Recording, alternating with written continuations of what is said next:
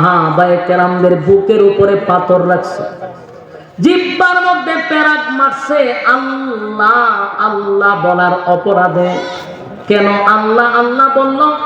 এই জন্য তাদের জিহ্বা টান দিয়া পেরাক মারছে, কিন্তু একটা মুহূর্তের জন্য মালিকের নাম ডাকা বন্ধ করে নাই। কত সাহাবীদেরকে গাছের সঙ্গে বেঁধে মার সামনে সন্তানকে উলঙ্গ করে মারছে, সন্তানের সামনে মারে, লজ্জাস্থানে বর্ষা মারছে, এরপরও ঈমান দেয় নাই, জীবন দিয়া দিছে, ঈমান দেয় নাই, ঈমান দেয় নাই। এই জন্য আল্লাহ বলেন আমিনু কামা আমানান নাস, ওই মানুষদের মতো ঈমান আনো।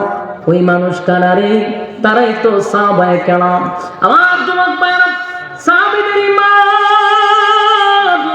এই জন্য বেশি বেশি বেশি করে সাহাবায়ে কেরামদের জীবনী পড়বেন, তাহলে ঈমানি জজবা বাড়বে, ঈমান শক্তিশালী হবে।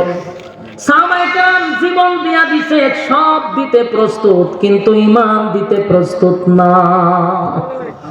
রোম রাজ্য তৎকালীন সময় ভারত মহাদেশের চেয়ে বড় ছিল।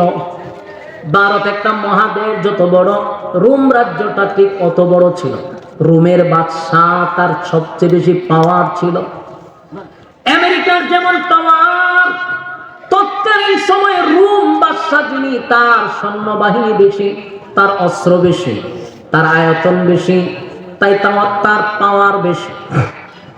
রোম বাদশাহ চিন্তা করল, মুসলমানরা যেদিকে যায় সেদিকেই শুধু বিজয় বিজয় বিজয়।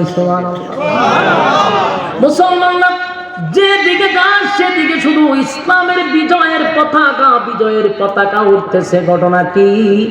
তাদের অস্ত্র কম, তাদের বাহিনী কম, অস্ত্র কম, বাহিনী কম। অস্ত্র কম, বাহিনী কম থাকার পরেও তারা যেদিকে যায় ওই দেশেই বিজয়ের পতাকা টাঙায়া দেয়। আশ্চর্য হয়ে গেছে রোমের বাদশাহ, কোনোভাবেই মুসলমানদের সঙ্গে পারা যায় না রে। ঘটনা কি? ওই রোমের বাদশাহ চিন্তা করে, গবেষণা করে যেটা পাইল, এটা হলো মুসলমানরা অস্ত্রের বলে যুদ্ধ করে না গো। মুসলমানরা অস্ত্রের বলে যুদ্ধ করে না, বাহিনীর বলে যুদ্ধ করে না। তাহলে কিসের মাধ্যমে যুদ্ধ করে? মুসলমানরা যে যুদ্ধ করে এটা হলো ঈমানের শক্তিতে। সুবহানাল্লাহ। বদরের যুদ্ধের ইতিহাস আপনারা জানেন। আবু জাহেল কিন্তু অস্ত্র সহ প্রশিক্ষণপ্রাপ্ত সেনাবাহিনী, লোহার পোশাক পরিধান করে। 1000 বাহিনী 313 জন সাহাবীর সঙ্গে মোকাবেলা করে। কুচি কাটা করছে সাহাবায়ে কেরাম, কুচি কাটা করছে। আল্লাহ তাআলা 313 জনকে বিজয় দিছে। এদের অস্ত্রের কোনো শক্তি ছিল না, শরীরের কোনো শক্তি ছিল না। কারণ বদরের ইতিহাস পড়ছি রে, বদরের যুদ্ধে যারা অংশগ্রহণ করছে তাদের শরীরে কাপড় ছিল না, যুদ্ধের পোশাক ছিল না, অস্ত্র ছিল না, পেটে খাবার ছিল না। খেজুরের ডাল লইয়া নামছে, শরীরে কাপড় নাই, পেটে খাবার নাই। এরপর যুদ্ধে লাইন আল্লাহ বিজয় দিছে। যেদিকে যায় নবীর আমলে, ও নবী 27টা যুদ্ধে অংশগ্রহণ করছে আল্লাহ নবী নিজে।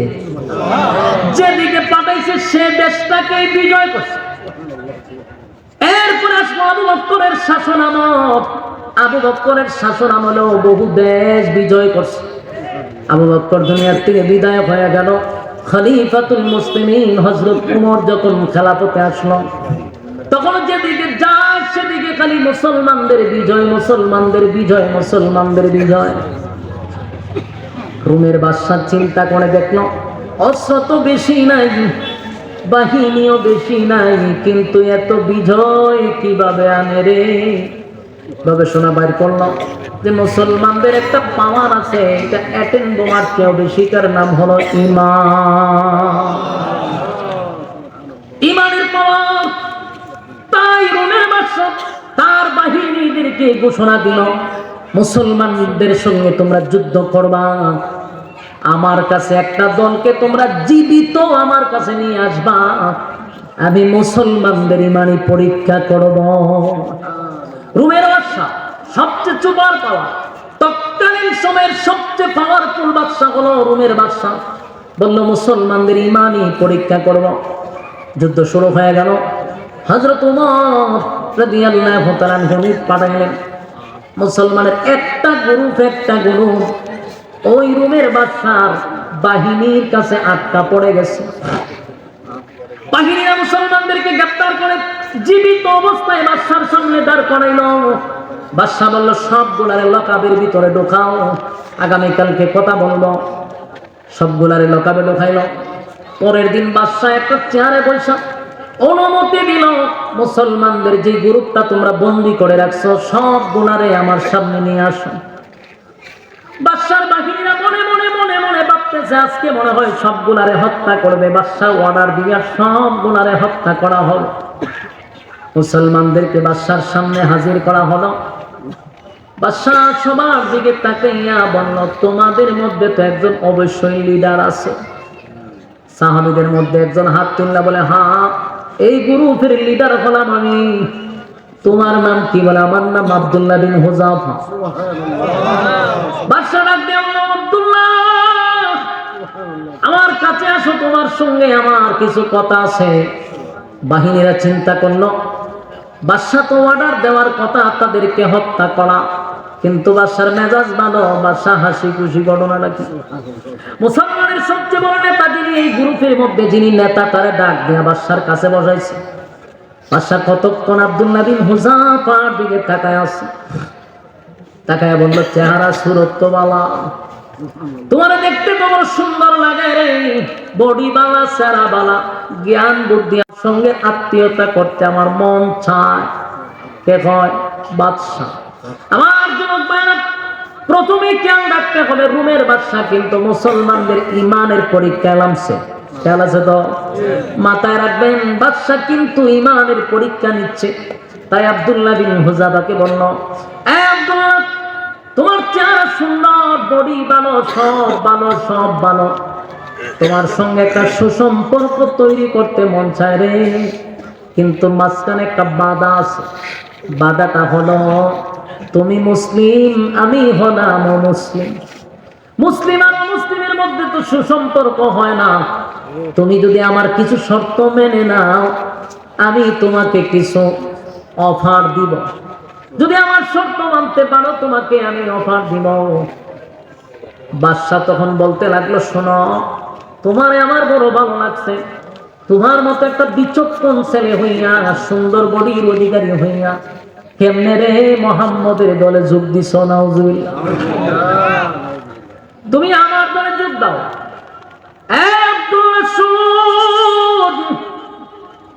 এই রাজ্যের বাদশা হলাম আমি।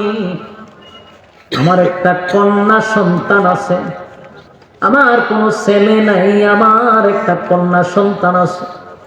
ওটা রাজত্বের মধ্যে আমার মেয়ের চেয়ে সুন্দর, রূপসী আর কেউ নাই। আমার মেয়েটা বড় সুন্দর। আমি আমার এই সুন্দর মেয়েটারে তোমার কাছে বিবাহ দিয়া দিব। শুধু তাই নয়, যেদিন বিবাহ দিব সেদিন তোমার নামে এই রাজত্বের অর্ধেক আমি লিখে দিব। কেমন কথা কি বুঝতেছেন? আমেরিকার প্রেসিডেন্ট যদি আমাদের মতো কোন মৌলবীরে ডাক দেয়া নেই, হুজুর আপনি হুজুর গিরি ছাইরা দেন, আমি ডোনাল্ড ট্রাম্পের মেয়েরে দিয়া দিব, আমেরিকার অর্ধেক আপনার নামে লিখতে দিব। হুজুরের আমাদের ইমান আর থাকবে কিনা সন্দেহ আছে। কথা বলেন না? কারণ আমাদের মধ্যে বহু হুজুর আছে রে, ইমানের জন্য, একটা শেয়ারের জন্য ইমান বিক্রি করে। শেয়ার পাওয়ার জন্য ইমান বিক্রি করতেছে। এটা আমার মধ্যে আছে, আপনার মধ্যে আছে। এই জন্য আমার বিশ্বাস খুব কম। আল্লাহ যদি কাউরে ইমানের শক্তি দেয়, ওই বান্দার দ্বারাই সম্ভব, আর না হয় উপায় নাই। শেয়ারের কথা আমরা বিক্রি হয়েছে, আমি গ্যারান্টি কেমন দিব? ফতোয়া তো অনেক দিবা, ফতোয়ার অভাব নাই। হয়তো আগে রাজত্বটা অর্ধেক হয়ে যাবে, মাইয়ারা বিয়া করে দেবো, এবার মাইয়ারা মুসলমান বানাবো আর রাজত্ব অর্ধেক মুসলমান বানাইলাম। কি সুন্দর ফতোয়া দিত। আগে যদি হাসিল না করি তাহলে কি আর আমি মানুষ মুসলমান মানে করো? আগে আমার বেঈমান হইব, এরপর আবার মুসলমান হইব। ফতোয়া মেরে দিলে ঠিক নেই। কিন্তু নবীর সাহাবী মাথা রাখবেন, নবীর সাহাবীদের ব্যাপারে আল্লাহ বলেন আমিনু কামা আমানান নাস, ওই মানুষদের মতো ঈমান আনো। ওই মানুষ বলতে তাফসীরকারকরা বলেন অবশ্যই সাহাবায়ে কেরাম বোঝাইছে। তাদের ঈমান আব্দুল্লাহ বিন হুযাফাকে এমন ভাবে আকর্ষণ করলো, এতগুলা অফার দিতে লাগলো। ইল্লা মাশাআল্লাহ, সবাই যে ঈমানের কাছে বেঈমানদের কাছে বিক্রি হবে এমনটা না। আমাদের বাংলাদেশেও এমন মুজাহিদ ছিল, টাকার কাছে বিক্রি হয় নাই, যেমন বাবনগরী রহমতুল্লাহ আলাইহি। উনি বাতিলের কাছে মাথা নত করে নাই, টাকার বস্তা নিয়ে আসছে, লাঠি মারছে, বাড়িতে এখনো টিনের ঘর। এই বাবনগরী তাদের অফারে রাজি হয় নাই, বিদায় বাতের ওষুধ খাওয়াইতে খাওয়াইতে হুজুররে মাইরা বলেছে। কথা বুঝতেছে? সব হুজুররা বিক্রি হয় না রে। এই জমিনে এখনো বহু আল্লাহওয়ালা আছে না না? এখনো বহু আলেমরা বাতিলের কাছে মাথা নত করে না, টাকার কাছে মাথা নত করে না। বহু হুজুরের কাছে টাকার বস্তা গেছে, লাঠি মাইরা সরায়া দিছে। আবার বহু হুজুররা ওই নেতাদের কাছে বিক্রিও হইছে, আছে না নাই? সবাই এক পাল্লা বাইরে রাখলে চলবে না। এখনো পৃথিবীর জমিনে ভালো মানুষ আছে, বিদায় আমার আল্লাহ জমিন টিকায় রাখছে। ভালো মানুষ যদি না থাকতো, কসম খোদার এই জমিন থাকতো না, ইসরাফিলের সিংহায় দিয়া ধ্বংস করে দিত। আমার যুবক ভাই, আব্দুল্লাহ বিন হুযাফা তারে যখন লোভ দেখাইলো, লালসা দেখাইলো, দেখবেন যে কেউ আপনাকে তার বাগে নেওয়ার জন্য প্রথম অফার দেয়, কথা হয় না? অফার দেয়। গুলশান একটা বাড়ি ভেবেন, দেখেন, চিন্তা করবেন, চিন্তা করবেন, আর একটা গাড়ি ভেবেন, আর বিদেশে ভ্রমণ করার জন্য কিছু টাকাও পাইবেন। সারা জীবন আপনার 14 গোষ্ঠী পায়ের উপরে ভাও তুলে খাইব, আপনি সিদ্ধান্ত নেন কিতা করবেন। প্রথম অফার দেয়। যখন দেখে উজুর লড়ে না, হয় বেগম পার একটা বাড়ি ফিরে দিব, তাও লড়ে না, তখন হয় তুলে আয়না করে ঢোকা, কথা হয় না? অফারে যখন রাজি হয় না, লুবে যখন পড়ে না, তখন কয় আয়না করে ঢোকা। নাটক বানা, জঙ্গির নাটক বানায় তার আয়না করে ঢোকায় দেয়। কেন? আমাদের অফারে রাজি হইল না, উজুর কেন বিক্রি হইল না, তাই আয়না করে ঢোকা। আব্দুল্লাহ বিন হুযাফারে অফার দিছে, আমার মেয়ের বিবাহ দিব। 1 নাম্বার অফার। 2 নাম্বার হলো রুমের রাজত্ব অর্ধেক তোমার নামে আমি লিখে দিব। আব্দুল্লাহ বিন হুযাফারে যখন অফার দিতে লাগলো, আব্দুল্লাহ বিন হুযাফা কয় রুমের কুত্তা, তোর কথা কি শেষ? সুবহানাল্লাহ। রুমের বাচ্চা মানে মনে করেন এখনকার আমেরিকার সেই ডোনাল্ড ট্রাম্প, আনা পাগল, তার যে পাওয়ার আছে এর থেকে বেশি পাওয়ার ছিল তৎকালীন সময় রুমের বাদশা। তার সামনে কোন দেশের বাদশা কথা বলার সাহস পাইত না। কিন্তু আব্দুল্লাহ বিন হুযাফা এই বাদশার সামনে দাঁড়ায়া কয়, এ রুমের কুত্তা, তোর কথা কি শেষ? শেষ। তাহলে শোন, তোর মতো কুত্তার কথা আমার ঈমান আমি বিক্রি করব না। যখন দেখলো তার প্রস্তাবে রাজি হয় না, তখনই বাদশা কয় তার আয়না ঘরে ঢোকা। আয়না ঘরে ঢোকায়া দেয়, খানা দিবি না, পানি দিবি না। সাথী সঙ্গীদেরকেও যখন ঢোকায়া দিল জেলখানার ভিতরে, বিশেষ করে আব্দুল্লাহ বিন হুযাফা যখন তারে কুত্তা কইছে, বাদশার গায়রতে লাগছে, ইজ্জত নিয়ে টানাটানি। আমার এতগুলা মানুষের সামনে এমন বিশ্রী ভাষায় কথা বললো, আমি দেখে নিব তার ঈমান কত প্রকার ও কি কি। একটা ঘরের মধ্যে বন্দী করছে, যেখানে পানিও নাই, খাবারও নাই, পানিও নাই, খাবারও নাই। 1 সপ্তাহ পর্যন্ত 1 ফোঁটা পানিও দিল না, 1 ফোঁটা পানিও দিল না, খাবারও দিল না। একজন নর্তকী বানাইছে। নর্তকী শুনুন না আপনারা? যারা না আছে এরা কি টাকা নর্তকী বুঝেন? ওই যে মহিলারা পুরুষদেরকে আকৃষ্ট করে মঞ্চে নাচানাচি করে, যেমন মমতাজ,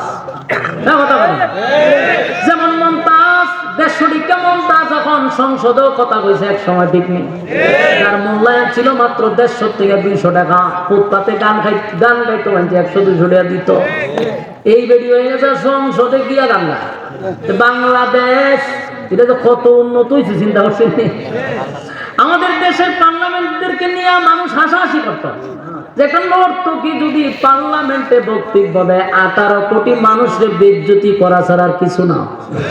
মূর্খ মানুষ যদি উঠতে যাবে সংসদে তাহলে কিয়ামতের একটা আলামত।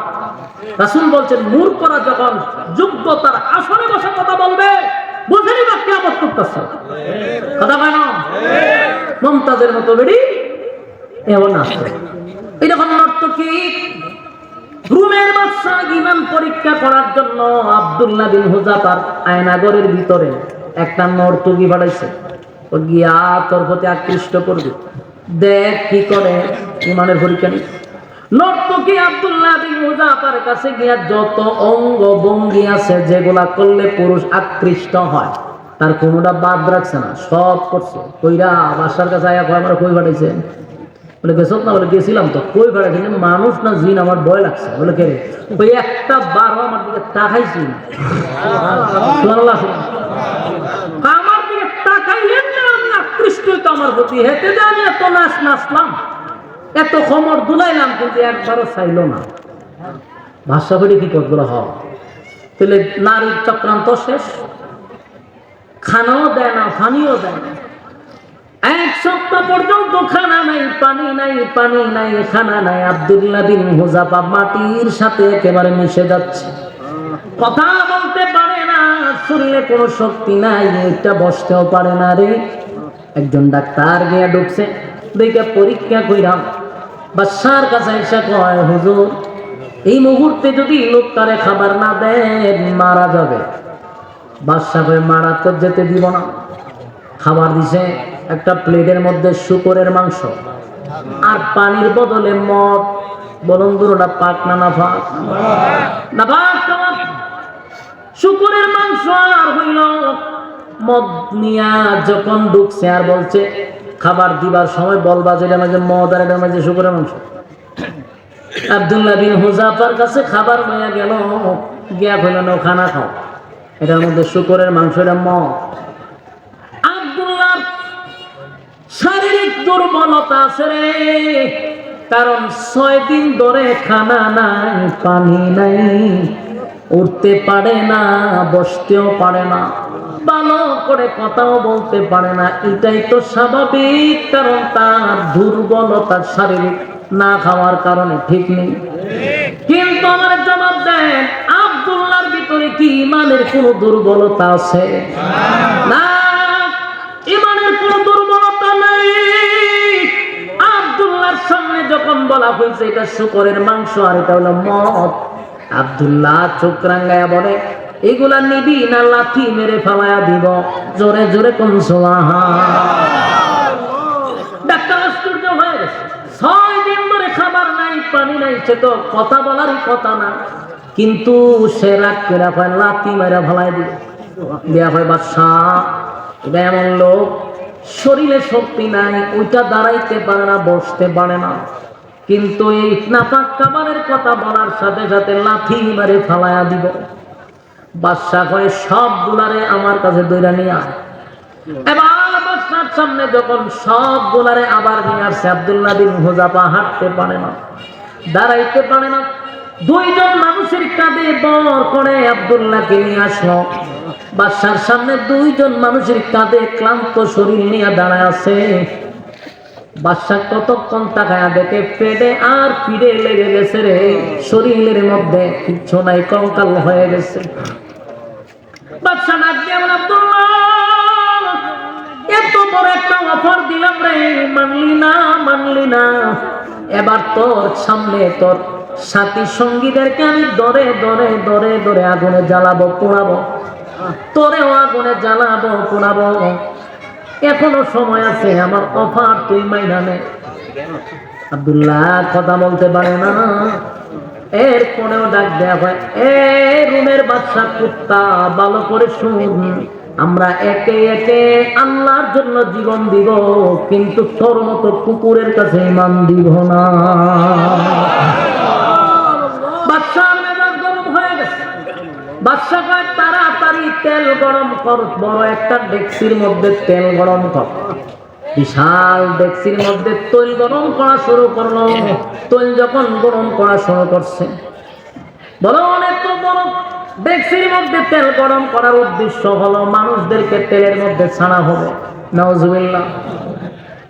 কথা বললাম, তেল গরম করছে ওইরা। আপনারা মাছ যেইভাবে বাজি করেন, আগে কিন্তু তেলটা গরম করে এরপরে মাছটা ছাড়ে। তেল গরম করার পরে আব্দুল্লাহর কথা শুনা মেজাজটা বাদশার গরম হয়ে গেছে রে। সাথী সঙ্গীদের মধ্যে একজনের তাফা দিয়া দুইরা তেলের মধ্যে ছেড়ে দিচ্ছে। মুরাদনগরের ভাইয়েরা ওয়াজকালি শুনতেছে, একটু দিলের ভিতরে নিয়ে একটু 1 মিনিটের জন্য কল্পনা করেন তো, এমন তেল গরম করা যদি আপনি দেখেন আর আপনার সাথীদের মধ্যে একজনের তেলে ছেড়ে দেন, আমরা ইমান থাকবো? কথা হয় না দি? আমাদের ইমান থাকবে না। ওই সাহাবীরে ধইরা তেলের মধ্যে ছেড়ে দিছে, মুহূর্তের ভিতরে হাড্ডির থেকে মাংস আলাদা হয়ে গেছে। আমরা কত কিছু মাছটা ছেড়ে দিই, আল্লাহর রাস্তে কথা বলেন না। বিরক্তের বহুত বড় কারণ হলো কথা বলা। ওয়াজ করতেছে আমি, আপনারা যদি কথা কন তো এটা ভদ্রতা হইল না। আমি শেষ করতেছি 2 মিনিট আর। আপনারা যে বিরক্ত লাগতেছেন বুঝতে লাগছে। বাজি করা শুরু করলো, তেলের মধ্যে ছেড়ে দেওয়ার সাথে সাথে হাড্ডির থেকে মাংসগুলা আলাদা হয়ে গেছে। আব্দুল্লাহ তার চোখের সামনে দেখাইল আর বুঝাইল, দেখ আমার শাস্তি কত ভয়ঙ্কর হতে পারে, কত ভয়ঙ্কর হতে পারে। আব্দুল্লাহ রে, তুই আমার কথা মানলি না, শুনলি না, উল্টা আমার গালি দিলি। দেখ তোর সাথী সঙ্গীদেরকে ধরে ধরে ধরে ধরে আমি এখন তেলের মধ্যে ছেড়ে বাজি করবো। কালিমা ছাড়বি না আমারে? আমার কথা আমারও ফরমান। আব্দুল্লাহর জবান থেকে কোনোভাবে আর এই কথা আনতে পারেন। আব্দুল্লাহ বারবার বাদশারে কয়, জীবন দিব, তোর মতো বেঈমানের কাছে মাথা নত করব না। বাদশা তো অবাক হয়ে গেছে, ঘটনা এত কিছু করলাম কিন্তু ইমান থেকে চিস্পা করতে পারলাম না। এবার বাদশার রাগ উঠে গেছে, মাইরিলাম। বাদশা করলো কি, আব্দুল্লাহরে অর্ডার দিল, এই আমার বাহিনীর আব্দুল্লাহরে ধর। আব্দুল্লাহ বিন হুযাফারে ধরে হাতে পায়ে বেঁধে বলল তারে তেলে ছেড়ে দে। আব্দুল্লাহরে ধরে ধরে তেলের মাঝখানে নিয়ে গেল, তেলে ছেড়ে দিবে এমন সময় আব্দুল্লাহর চোখ দিয়ে পানি পড়ে। আব্দুল্লাহ কান্দে। রুমের মাসে ডাক দিয়া কয়, শব্দ তারে তেলে ফালাইবি না, আমার কিছু কথা আছে। বাদশা একটা দৌড় মাইরা আব্দুল্লাহর কাছে গিয়া কয়, আব্দুল্লাহ রে, আমি জানি মৃত্যুর ভয় সবার ভিতরে আছে, তুমি আমার কথাটা মাইনা লাইলি তো হইতো, কেন কাপুরুষের মতো তুমি কান্দ মরণের ভয়ে? আব্দুল্লাহ, আমি না তোমারে বললাম আমার মেয়ে বিবাহ দিব, রাজত্বের অর্ধেক দিব, এখন কাপুরুষের মতো মরণের ভয়ে তুমি চোখ দিয়া পানি ছাড়ো, এখনো সময় আছে। আব্দুল্লাহ বাদশার দিকে তাকাইয়া বলেন, এই রোমের কুত্তা, আবারও বলছি আমি মরণের ভয়ে কান্দি না, মরণের ভয়ে কান্দি না।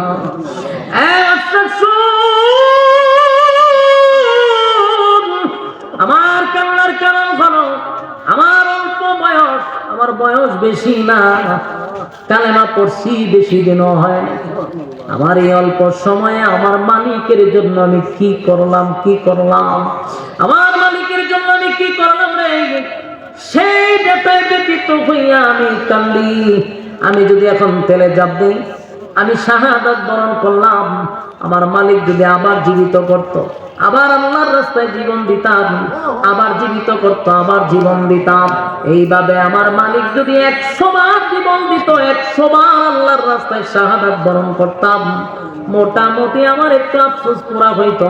কিন্তু আমি কান্দি, আমি যে আর জীবিত হইয়া আবার মরতে পারবো না, আমি যে আর আল্লাহর রাস্তায় জীবন দিতে পারবো না, এই ব্যাপারে ব্যতীত হইয়া কান্দি, মরণের ভয়ে কান্দি না, মরণের ভয়ে কান্দি না, মরণের ভয়ে কান্দি না। মুসলমান কোনদিন মরণের ভয়ে কাঁদতে পারে না। ইমানদার মরণের জন্য প্রস্তুত থাকে রে, ইমানদার মৃত্যুর জন্য প্রস্তুত থাকে, ইমানদার কোন সময় মৃত্যুর ভয় পায় না। মৃত্যুর ভয় পায় না। আমি কেন কোন কারণে মৃত্যুর ভয়ে কাঁদবো? আমি কান্দি আমার মালিকের জন্য আমি কি করলাম সেই ব্যথায় ব্যতীত হইয়া কান্দি। বাদশাহ এবার চিন্তা করলো, এই মুহূর্তে যদি আমি আব্দুল্লাহ রে আগুনে জ্বালায়া পোড়ায়া দেই, আব্দুল্লাহ জিতে যাবে, আমি বাদশাহ হেরে যাব। কারণ সে তো একবার মরতে চায় না, সে 1000 বার মরতে চায়। আমি যদি তার এখন মরতে দেই, সে জিতে যাবে, আমি হেরে যাব। তাই বাদশাহ সাবধান, তারে আর তেলে ফলাইবি না। বাদশাহ আবার চিন্তা করে গেল, যে শর্ত দেই এটাই তো মানে না, আমি এখন তাদেরকে কেমনে ছেড়ে দেই, কি বইলা ছাড়ব? বাদশার তো একটা ইজ্জত আছে, আমি তাদেরকে ধরে আনছি শাস্তি দেওয়ার জন্য, এখন আমি কি বইলা তাদেরকে ছাড়ব? বাদশারও বুঝ আসছে যে এই জাতি এমন এক জাতি জীবন দিতে প্রস্তুত, ইমান দিতে প্রস্তুত না।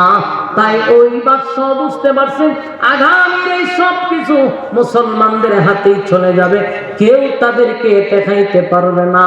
কারণ অস্ত্রের বলে যুদ্ধ করে না, তারা ইমানের বলে যুদ্ধ করে। আমার যুবক ভাইরা, বাদশা ডাক দিয়া বলে, আব্দুল্লাহ, আমি তোমার আগুনে পুড়াইব না, তোমার সাথী সঙ্গীদেরকে আমি ছেড়ে দিব, কাউরে আমি শাস্তি দিব না, কাউরে আমি বন্দী করব না। শুধু এতটুকু জানতে চাই, তুমি কি আমার কপালে একটা চুমু দিতে পারবা? আমার কপালে যদি একটা চুমা দাও, আমি ওয়াদা দিলাম তোমার যত সাথী আছে, সঙ্গী আছে, সবগুলারে আমি জেল থেকে বাহির করে দিব, আমি নিরাপদে তোমাদের এলাকায় পৌঁছায়া দিব। ওই আব্দুল্লাহ বিন হুযাফা চিন্তায় পড়ে গেল, একটা চুমার বদলতে যদি আমার নবীর এতগুলা সাহাবীর জীবন বেঁচে যায়, না হয় একটা চুমা তার কপালে দিয়া দিলাম, যদিও সে বেঈমান। আব্দুল্লাহ বিন হুযাফা ওই বাচ্চার কপালে চুমা দিয়া নবীর এতগুলা সাহাবীদেরকে জেলখানা থেকে মুক্তি করে দিল। আর বাদশা চিন্তায় পড়ে গেল, গোটা পৃথিবীতে যেখানে যায় মুসলমানের বিজয়, মুসলমানের বিজয় এর একটা নাম্বার কারণ হলো তাদের ইমানের পাওয়ার, ইমানের পাওয়ার, ইমানের পাওয়ার। তারা যুদ্ধে যায় অস্ত্রের বলে না। যেমন নবীর একজন সাহাবী খালিদ বিন ওয়ালিদ, এই একজন সাহাবী এমন মারাত্মক ছিল, তার ইমানের এত পাওয়ার ছিল, এত পাওয়ার ছিল, 60,000 সোলজার, মানে 60,000 বাহিনী, কয় হাজার, 60,000 বাহিনীর সঙ্গে যখন আবু উবাইদা ইবনুল জাররাহ নামক একজন সাহাবী, আবু উবাইদা ইবনুল জাররাহ উনি ছিলেন সেনাপতি, আর সেনাপতি বানাইয়া ওই টিমের মধ্যে ঢুকাইয়া দিছে খালিদ বিন ওয়ালিদ। তারা গেছে যুদ্ধ করার জন্য, এক জায়গায় নামাজে দাঁড়াইছে, ইমামতিতে ছিলেন আবু উবাইদা ইবনুল জাররাহ। সালাম ফিরাইয়া তাকায়া দেখে পিছনে শত্রু বাহিনী দাঁড়ায় আছে, অস্ত্র সহ সাহাবীদেরকে ঘেরাও করে। তাকায়া দেখে একজন দুইজন নয়, 60,000 বাহিনী তাদের পিছনে দাঁড়ায় আছে। অস্ত্রটা নিয়া আবু উবাইদা ইবনুল জাররাহর সামনে দাঁড়ায়া বেঈমানরা কয়, এই মুসলমানরা, এখন তোমাদের অবস্থা কি হবে? কোন দিকে তোমরা পালাইবা? পালাইবার রাস্তা তো পাইবা না। টিটকারি মস্কারি করতে লাগলো, কারণ তখন নামাজে ছিল মাত্র 60 জন, মাত্র 60 জন দাঁড়ায়া ছিল নামাজে, আর পিছনে ছিল 60,000 বেঈমান। আর মুসলমানরা মাত্র 60 জন দাঁড়াইয়া নামাজ পড়তেছিল। আবু উবাইদা ইবনুল জাররাহকে টিটকারি মস্কারি করে যখন বক্তব্য দেওয়া শুরু করলো, আবু উবাইদা ইবনুল জাররাহ পিছনের দিকে তাকাইয়া নবীর সাহাবীদেরকে উদ্দেশ্য করে বলে, কে পারবা এই 60,000-কে একটা দৌড়ানি দিতা? একজন সাহাবী হাত তুলতে, আমি পারবো। আবু উবাইদা ইবনুল জাররাহ বলেন, বসো। আরেকজন দাঁড়ায় বলে, হুজুর আমি পারবো। আবু উবাইদা ইবনুল জাররাহ কত, তুমি অবশ্য। তৃতীয় নাম্বার একজন হাত তুলছে, আবু উবাইদা ইবনুল জাররাহ কত, তুমিও বসো। চতুর্থ সময়ে একজন হাত বাড়াইছে, বলে আবু উবাইদা ইবনুল জাররাহ বলে, আমি এতক্ষণ ধরে ভাবছিলাম আপনি কেন হাত তুলতেছেন না, আপনার অপেক্ষায় ছিলাম। যিনি চতুর্থ নম্বরে হাত তুলছেন উনি খালিদ বিন ওয়ালিদ। সুবহানাল্লাহ। আবু উবাইদা ইবনুল জাররাহ বলেন, আপনি আপনি কি 60,000 দৌড়ানি দিতে পারবেন? বলে অবশ্যই আমি 60,000 দৌড়াবো। আবু উবাইদা ইবনুল জাররাহ বলেন, আপনি তো গায়ের জোরে বলছেন, আমার লজিক দেন, কিসের ভিত্তিতে আপনি 60,000 সঙ্গে যুদ্ধ করবেন? কিসের বলে, কিসের পাওয়ারে আমারে বুঝান। আবু উবাইদা ইবনুল জাররাহর সঙ্গে ওই সাহাবী খালিদ বিন ওয়ালিদ বলেন, আমি আমার নবীর একটা কথা শুনছি, আল্লাহর নবী বলছেন যারা বেঈমান, যাদের ঈমান নাই তারা মুর্দা। বলেন যারা ঈমান নাই তারা কি? যারা ঈমান নাই, যাদের ঈমান নাই তারা মুর্দা, যাদের ঈমান আছে এরা জিন্দা। তাই আমার দিলের সাক্ষী দেয়, মুর্দা যদি কয়েক লক্ষ থাকে, আমি খালিদ বিন ওয়ালিদ তো একা জিন্দা। আমি যেহেতু জিন্দা, 5 লক্ষ যদি 10 লক্ষ যদি মুর্দা বেঈমান থাকে, আমার কোনো অসুবিধা নাই। জোরে জোরে কোন সুবহান। আরেকটা আয়াত বলছেন, ওয়ালা তাহিনু ওয়ালা তাহজানু ওয়া আনতুমুল আ'লাউনা ইন কুনতুম মুমিনিন। আমি তোমাদেরকে সাহায্য করব, তোমাদেরই বিজয় আসবে যদি তোমরা মুমিন হও। তাহলে আমি মুমিন, আল্লাহ আমাদের সঙ্গে আছে। জোরে জোরে কোন সুবহান। খালিদ বিন ওয়ালিদ তরবারিটা হাতে নিয়ে আল্লাহু আকবারের ধ্বনি দিয়া 60,000 সোলজারের ভিতরে উনি একা তরবারি নিয়ে দৌড় মারছে। যে মাত্র 60,000 ভিতরে আল্লাহু আকবারের ধ্বনি দিয়া ঢুকছে, কসম খোদার কসম খোদা, বেঈমানটা কয় যে যেখানে পারে সেখানে পালাইতে শুরু করছে। আর কয়েক সরের জায়গাতে উনি এইভাবে কুচি কাটা করে করে করে করে সামনের দিকে যায়। আর বেঈমানটা টাসা মারা শুরু করছে, কেউ উপরে কেউ পড়ে, কেউ দৌড়ে কেউ পালায়। একজন আরেকজনের বলে ঘটনা কি, 60,000 সোলজার বাহিনী, একজনের আল্লাহু আকবারের ধ্বনি শুনে পালাও কেন? বলে পালাই না, আমরা আশ্চর্য হয়ে গেছি। খালিদ বিন ওয়ালিদ যখন 60,000 সোলজারের ভিতরে ঢুকছে, আর তরবারি যখন একটা আসমানের দিকে তুলে দেখলাম একটা উড়াইছে, আসমানটা শত শত শত শত তরবারি নিচের দিকে নামে। চিৎকার দিয়া করুন সুবহান। একটা জবান বন্ধ রাখবেন না, বলুন আল্লাহু আকবার। আরো জোরে কোন আল্লাহু আকবার। এই ইমানের আওয়াজ দিয়ে বলুন আল্লাহু আকবার। নবীর সাহাবীদের ঈমান, আমিনু কামা আমানান নাস, আমিনু কামা আমানান নাস। এর অর্থ হলো সাহাবায়ে কেরামদের মতো ঈমান আনো। এই ঈমান আর নেকামল, ঈমান আর নেকামল দুইটা গুণে গুণান্বিত যারা, কানাত লাহুম জান্নাতুল ফিরদাউসি নুজুলা। এক নাম্বার হলো ঈমান, দুই নাম্বার হলো নেকামল।